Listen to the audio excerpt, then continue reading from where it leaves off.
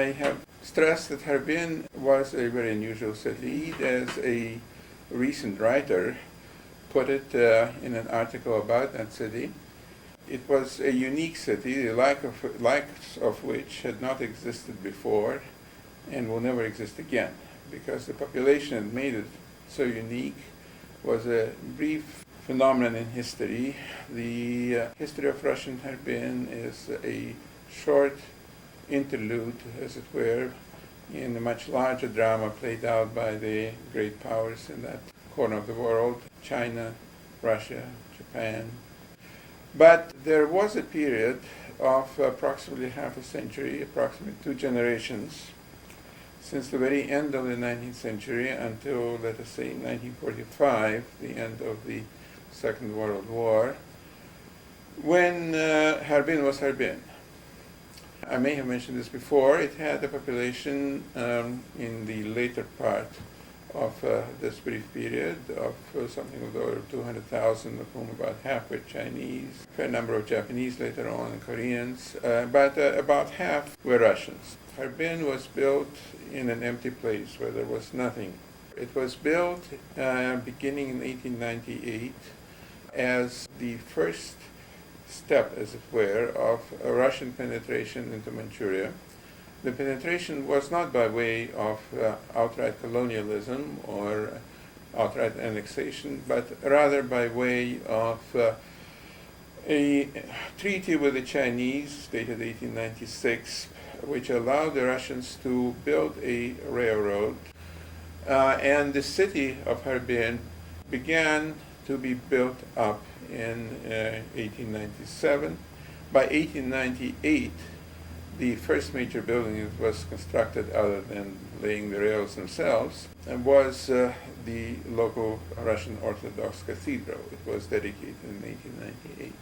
In the remarkably short period of some 20 years, or a quarter of a century, until the early 20s, it became, if not completely a modern metropolis, at least in many respects a well-built up city with a very active, lively population, with a lot of educational, cultural, certainly economic activity.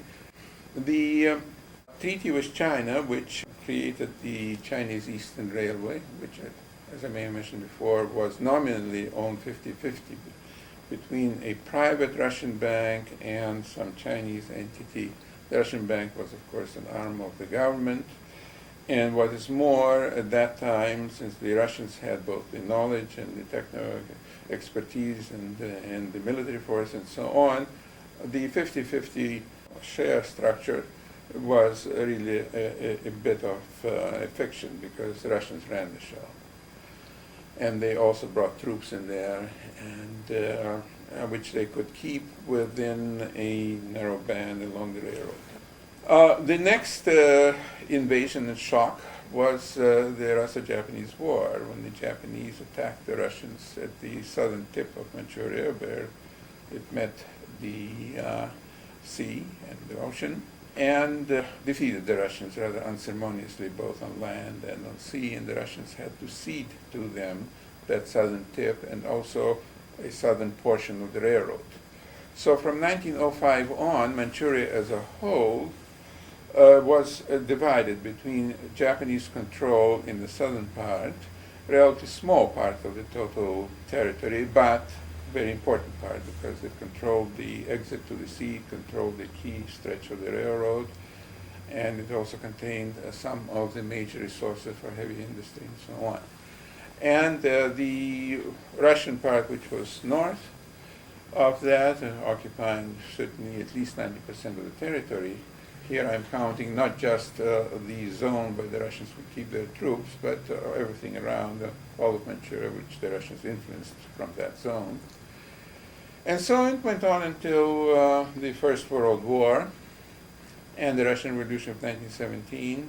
The Russian population poured into Manchuria, beginning with the construction of the railroad, and particularly with the onset of the Russo-Japanese War. Harbin became the major provision center, supply center for the war, and so on.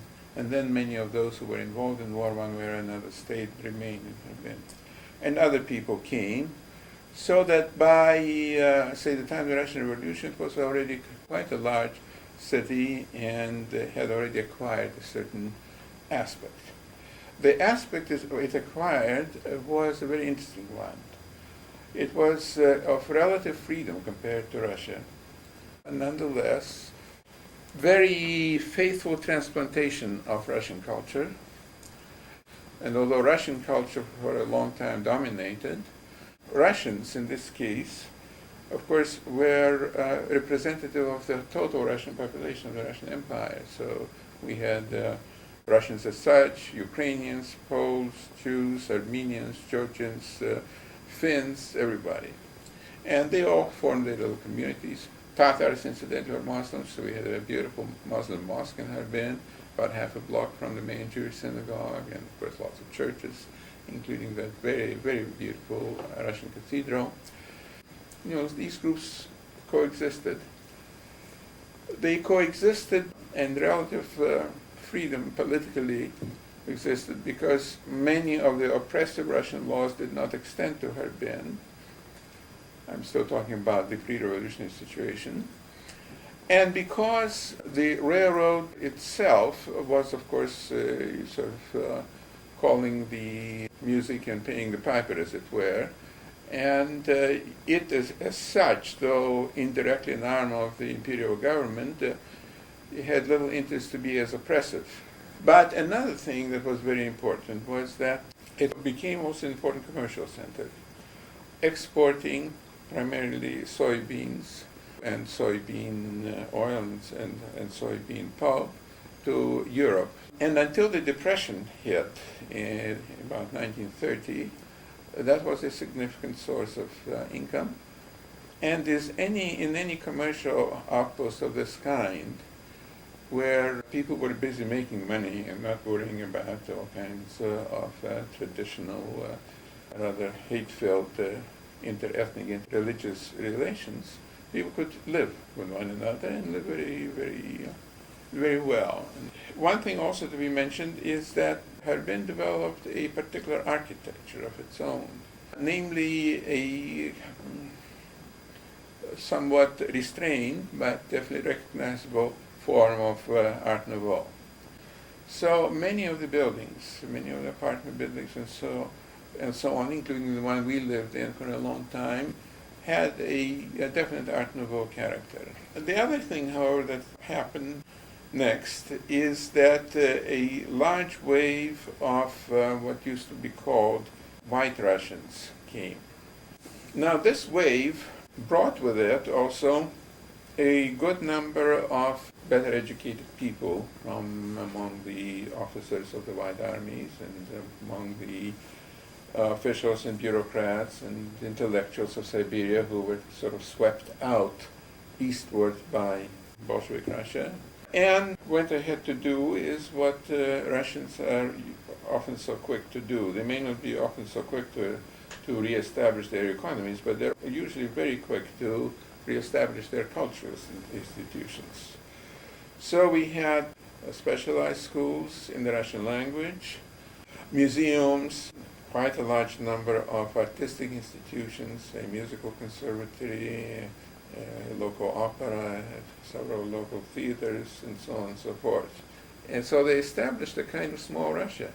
But a small Russia, at least for a while, without the traditional oppressions. And, all right, so we arrived, my father, my mother, and myself, together with Paula, you remember, my aunt, my father's sister, in 1923, into this environment. My earliest reminiscences are very much not only of the immediate family, of course, but of this environment, of the Russian-style schools, of Russian-style cultural events, of the libraries where I, as a child, used to go and borrow children's books and so on, of Russian-style summer resorts, dachas, and et cetera, et cetera. We lived sort of the kind of life that Russians in Russia most of the time would have wanted to live, but much of the time couldn't because they were right inside that country that was repressive and oppressive. So there was a very strong struggle in the Jewish community. The Zionists won in the early 20s, and that was the governing tenor, political tenor, and in the Jewish minority. And it was a governing political tenor because very few people in Harbin, and particularly the Jews in Harbin, thought of themselves as being there permanent. But the Poles, the Finns, even the Ukrainians, the Germans would return to their countries. The Jews had no place to return. And therefore, Zionism was the obvious political orientation, except that, of course, many Jews expected to emigrate not necessarily to Israel, or at that time, as we called it, Palestine, but to the United States, Canada, and Australia, and many did. But you didn't have to have a political movement for immigration to Canada. But you did have to have a political movement for immigration to Israel and to support the building of a Jewish state. We were obviously very heavily involved in Jewish communal life. And my mother especially, she participated and chaired just about every existing ladies' charitable organization had been Jewish. But my uncle's wife, Clara, was also active. And Zygmunt and his wife were active in another sense, since Zygmunt was among the richest people in the Jewish community and in Harbin in general. Obviously, the community, and to a large extent the city, looked to him for all kinds of financial help and contribution. That's where they went for any worthy cause. And that's where they also went for less worthy causes, such as extortion, kidnapping, and so on, more on that later on.